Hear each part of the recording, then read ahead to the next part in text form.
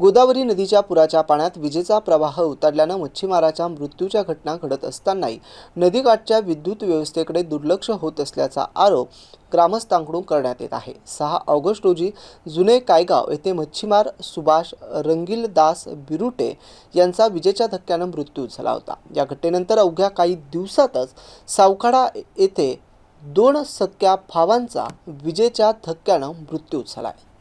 गंगापूर तालुक्यातील सावखेडा शिवारातील महानुभव आश्रमाजवळ सकाळी 6:30च्या सुमारास कैलास नंदू पवार आणि ज्ञानेश्वर नंदू पवार हे दोघे मासेमारीचे जाळे काढण्यासाठी गोदावरीच्या पुराच्या पाण्यात उतरले होते।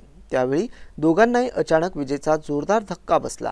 घटनेनंतर दोघांना तातडीने गंगापूर उपजिल्हा रुग्णालयात दाखल करण्यात आले, मात्र वैद्यकीय अधिकाऱ्यांनी तपासून त्यांना मृत घोषित केले। दरम्यान 6 ऑगस्ट रोजी जुने कावगाव येथे सुभाष बिरुटे यांचा विजेच्या धक्क्याने मृत्यू झाल्यानंतर नदीपात्रातील विद्युत सुरक्षेचा गंभीर प्रश्न समोर आला होता।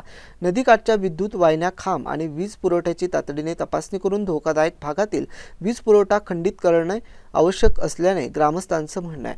मात्र कायगाव दुर्घटनेनंतरही संबंधित विद्युत वितरण कंपनीच्या अधिकाऱ्यांनी आवश्यक खबरदारी घेतली नसल्याचा आरोप नागरिकांनी केला आहे। पुराच्या काळात नदीपात्रात विद्युत प्रवाह उतरू नये यासाठी कोणत्या उपाययोजना करण्यात आल्या होत्या? विद्युत वाहिन्यांची तपासणी झाली होती का? आणि धोकादायक भागातील वीज पुरवठा का बंद करण्यात आला नाही याची चौकशी करण्याची मागणी आता नागरिकांमधून जोर धरून आहे।